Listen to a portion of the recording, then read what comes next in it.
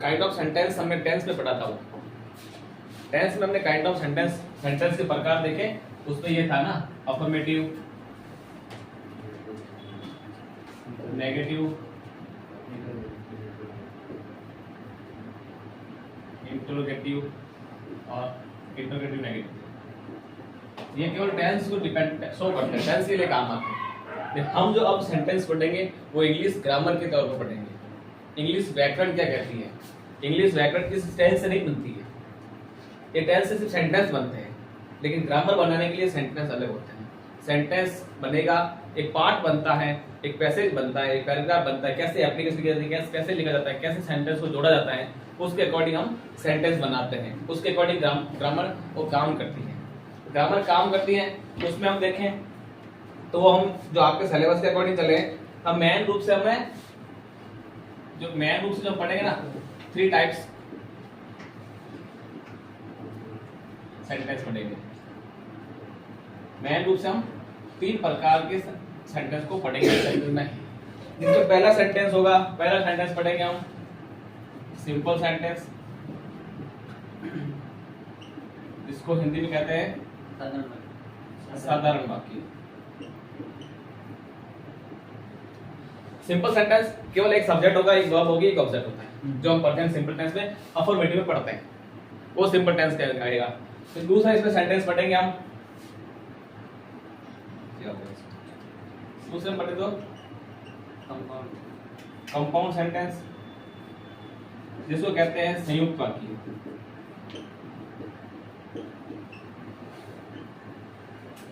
संयुक्त वाक्य वो होता है जिसमें कंजक्शन से, कॉमा से, योजक चिन्हों से सेंटेंस को जोड़ा जाता है।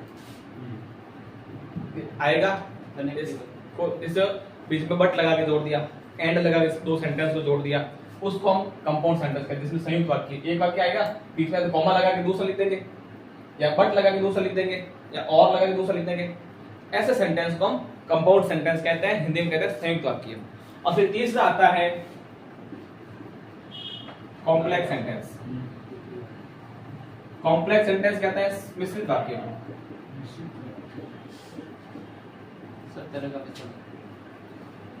एक मेन चीज होगी, जैसे एक पंचायत होता है सरपंच, एक उप सरपंच, वैसे इसमें एक वाक्य, एक उपवाक्य।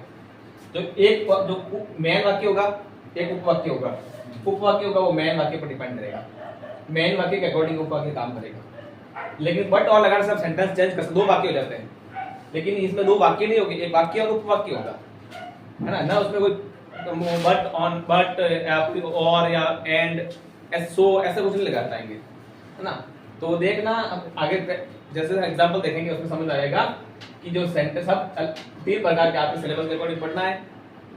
कंप्लेक्स सेंटेंस में कॉमा वगैरह ये इसमें काउंट नहीं होता है, वो अलग ही चलता है। यानी मेन क्लॉज और एक होता है सब क्लॉज। एक वाक्य मेन क्लॉज होता है, मुख्य वाक्य, एक होता है सब क्लॉज या उपवाक्य। उसके ऊपर दोनों एक दूसरे निर्भर करते हैं, दोनों एक दूसरे से जुड़े होते हैं। लेकिन कंपाउंड इसका अलग है, केवल इसमें 2 ही होते हैं, इसमें 2 से अधिक भी आ सकता है ना। इसमें अलग अलग हो सकता है। ये 2 संयुक्त वाक्य हो गए ना, तो दोनों जुड़े होंगे, दोनों एक दूसरे पर डिपेंड होंगे। ये डिपेंड नहीं होता है ना, ये अलग होता है, उपवाक्य वाक्य उपवाक्य। और ये तो केवल सिंपल वाक्य आएगा जिसमें आपको एक सब्जेक्ट दिखेगा, एक वर्ब दिखेगी, ऑब्जेक्ट दिखेगा। जैसे I go to school, I subject हो गया, गो वर्ब हो गया, ऑब्जेक्ट स्कूल हो गया। तो बस ये हो गया चीज, उसके अकॉर्डिंग ये चलेगा। तो पहले आप हेडिंग लगाओ हमारा, है ना। पहले लिखो कि सेंटेंस क्या होता है। ये बात क्या होता है सेंटेंस। अगर आपसे पूछूं कि व्हाट इज सेंटेंस, यानी शब्दों का समूह, अ ग्रुप ऑफ वर्ड्स, है ना। A sentence is a group of words, है ना। जो वाक्य होता है वो शब्दों का एक समूह होता है, जिसकी स्टार्टिंग विद या begins with a capital letter and ends with a full stop. जो एक कैपिटल में शुरू होता है और फुल स्टॉप के साथ वो खत्म होता है, उसको हम एक सेंटेंस कहेंगे। ठीक है, तो पहले एग्जांपल ऐसे लगा दो, हेडिंग व्हाट इज सेंटेंस लगाओ।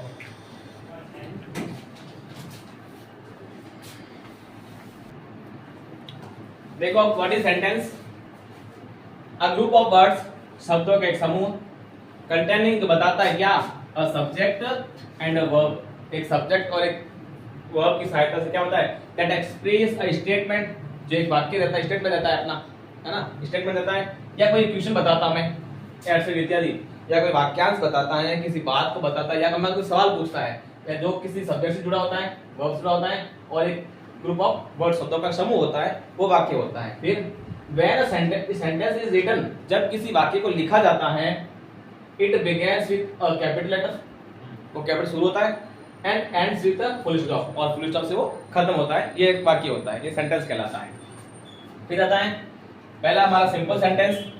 अ सिंपल सेंटेंस इज, एक साधारण वाक्य है वो, one which has only one subject, जो केवल एकमात्र ही सब्जेक्ट होता है, एंड ए वर्ब, और एक वर्ब होती है। सिंपल सेंटेंस में केवल एक सब्जेक्ट आएगा और एक वर्ब आएगी। जैसा भी सब्जेक्ट लिखा, द मून वाज ब्राइट, है ना, ब्राइट क्या है, चमकना, एक वर्ब है बस। द मून है सब्जेक्ट का काम कर रहा है, यहाँ पर चमकता सूर्य है ना, चंद्रमा चमक रहा है, चांद चमक रहा, तो the moon was bright simple sentence है। He is playing cricket match, और क्रिकेट मैच खेल रहा है, प्ले वर्ब हो गई, ही सब्जेक्ट हो गया, क्रिकेट मैच ऑब्जेक्ट हो गया। एक सब्जेक्ट आ रहा है, एक वर्ब आ रही है, ये सिंपल सेंटेंस हो गया। You can buy it everywhere, तुम इसे कहीं भी खरीद सकते हो। यू सब्जेक्ट हो गया, खरीदना, वर्ब हो गई एक बस। Ram lives in a big house, Ram एक बड़े घर में रहता है, तो राम सब्जेक्ट हो गया, लिव्स वर्ब हो गई, तो ये सिंपल सेंटेंस है ना। एग्जाम में आया भी कहना, ये पूछेगा कि निम्न में से सिंपल सेंटेंस कौन सा है ना।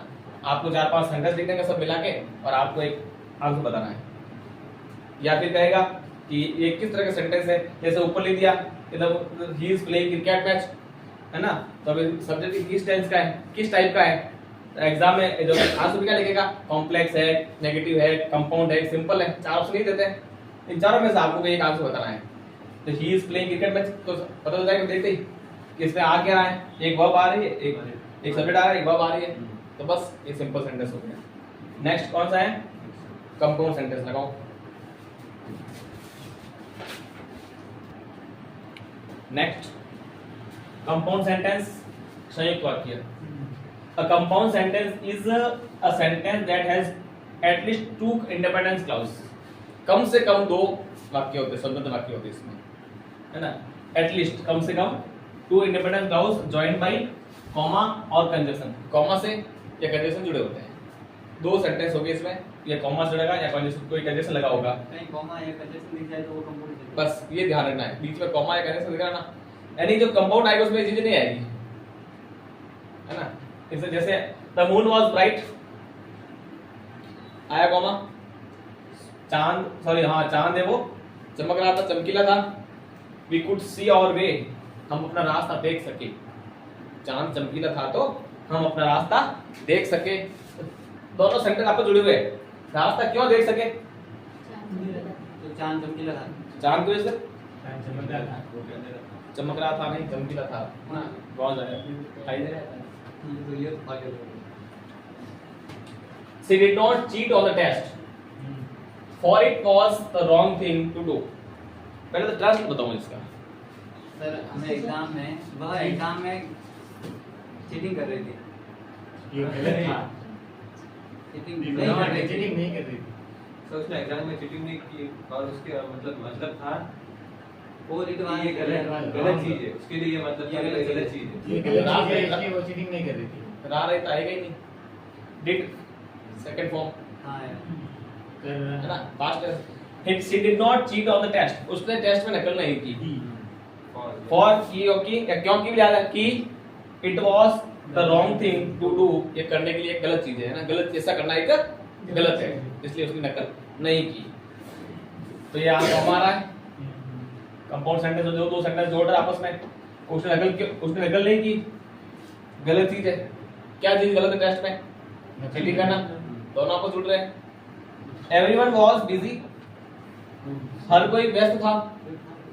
सो I went to the movie alone, इसलिए मैं मूवी देखने अकेले ही गया। सभी व्यस्त थे, मैं मूवी देखने अकेले गया। क्यों गया अकेला,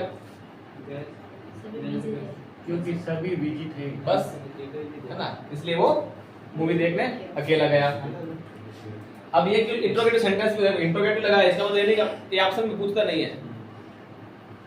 ये should we start class now, क्या हमें क्लास स्टार्ट कर लेनी चाहिए अब, और या फिर और आ गया कंडीशन है, और wait for everyone to get here, ये सभी का आने का इंतजार करें, है ना। Should we start class now, अब हमें क्लास स्टार्ट कर लेनी चाहिए और wait for everyone to get here, या सभी का आने का इंतजार करना चाहिए। तो ये और आके कंजक्शन आ गया बीच में, कंजक्शन आते ही कौन सा सेंटेंस हो गया? Compound sentence. और कंपाउंड सेंटेंस यही कहता है कि जब कंजक्शन आ रहा है, कॉमा आ रहा है, वो कंपाउंड सेंटेंस होगा हमारा। ठीक है, चलिए आगे नेक्स्ट कौन सा है? कॉम्प्लेक्स। कॉम्प्लेक्स लगाओ।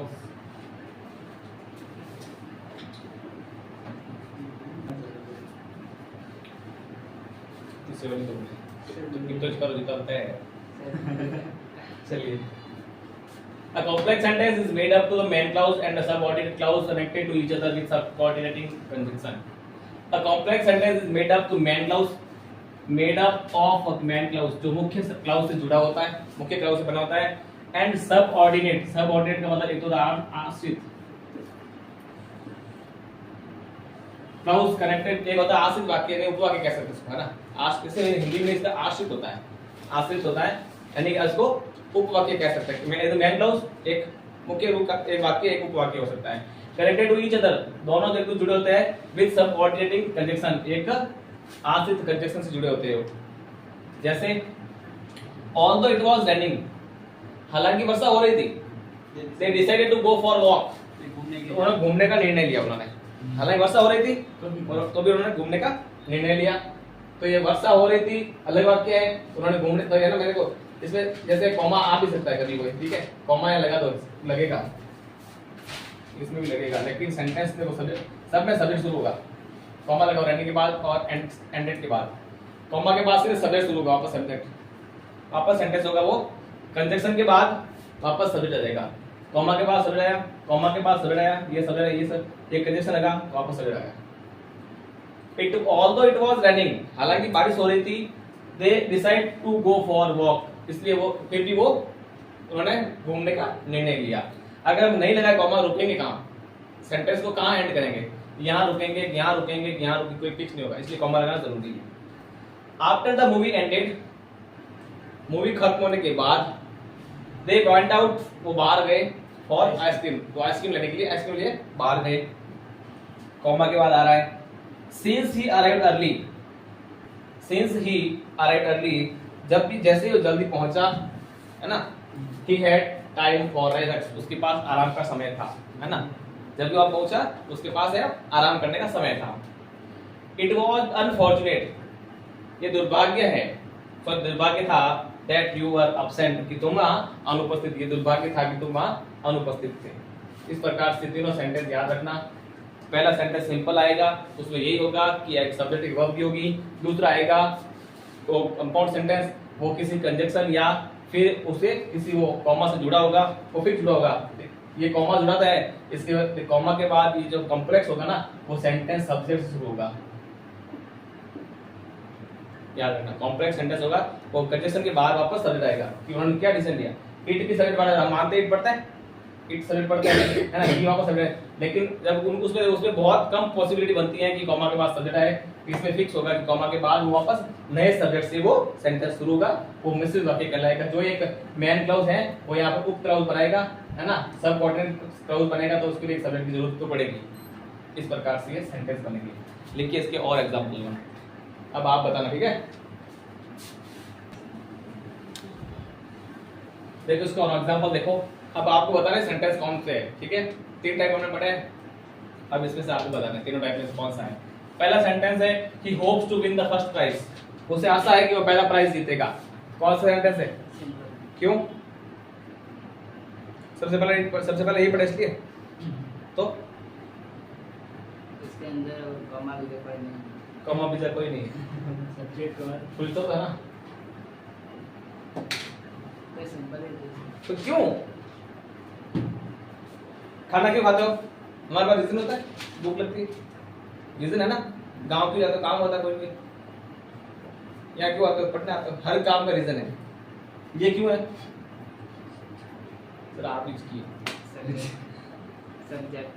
सब्जेक्ट, क्या करो सब्जेक्ट में?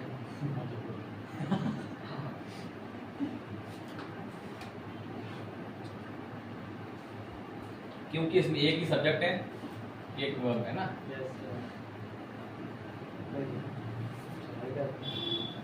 तो ये कौन सा सेंटेंस हो गया? सिंपल एक ही सब्जेक्ट और एक ही वर्ब होती है। सिंपल सेंटेंस है ना।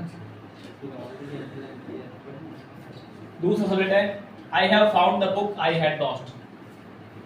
आई have found the book I have lost, मुझे वो किताब मिल गई है जिसमें जो मुझे खो गई थी, जो मैंने खो दी थी, है ना। कॉमा के बाद आया कॉम्प्लेक्स नहीं माना जाएगा ये, कॉमा के बाद भले आया है लेकिन ये माना जाएगा कंपाउंड। क्या ही I have lost the book, I have found the book though क्यों मिली, जो हो गई थी। बस हो गई थी। कंपाउंड है। ये कंपाउंड है ना। अच्छा यहाँ पे आई जो का प्रयोग करें, बस जो हो गई थी, आई सब्जेक्ट नहीं है। आई सब्जेक्ट नहीं माना जाएगा, जो हो गई थी या मैं खो चुका था, बराबर। आई हैव फाउंड द बुक, मुझे किताब मिल गई, जो मैं खो चुका था, ऐसा कुछ बन ही नहीं रहा है, मैं खो चुका था, सब्जेक्ट ये सब्जेक्ट का बात नहीं हो रहा। The lost he lost more than he could afford, देखो यहाँ कनेक्टिव वर्ड आ गया, कंजक्शन है ये, लेकिन इसके बाद क्या आ रहा है, जस्ट सुझा रहा है, ये कह रहा है he lost more than, उसने इतना खो दिया, he could afford, जितना वो प्रयास नहीं करता। अफोर्ड खर्च कर सकता था, सहन कर सकता था, है ना। ये अफोर्ड नहीं है, वो एफर्ट होता है, प्रयास करना। एफोर्ड का मतलब वहन कर सकता है, खर्चा उठा लेना, ठीक है यार, इतना काम तो इतना अफोर्ड कर सकता है, इतनी फीस तो आप अफोर्ड कर सकते हो। मैं भी कहूँगी यार इतनी फीस लगेगी तो आप इतना अफोर्ड कर सकते हो, मतलब खुद शेयर करना या उस खर्चा वहन कर देना, उठा देना। तो he lost more than he could afford, उसने इतना खो दिया जितना वो सहन वहन कर सकता था। ये सेंटेंस कॉम्प्लेक्स। ये कौन सा हो गया, कॉम्प्लेक्स। कॉम्प्लेक्स हो गया।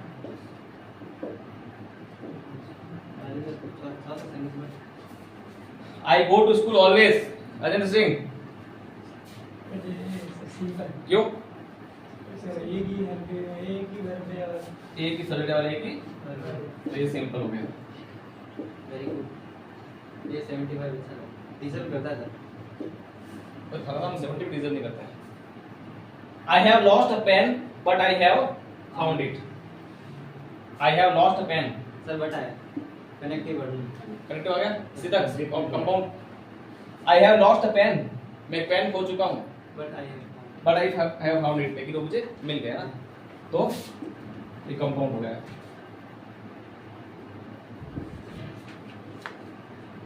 और लास्ट बचा आई एम सर्टेन, मैं निश्चित हूँ।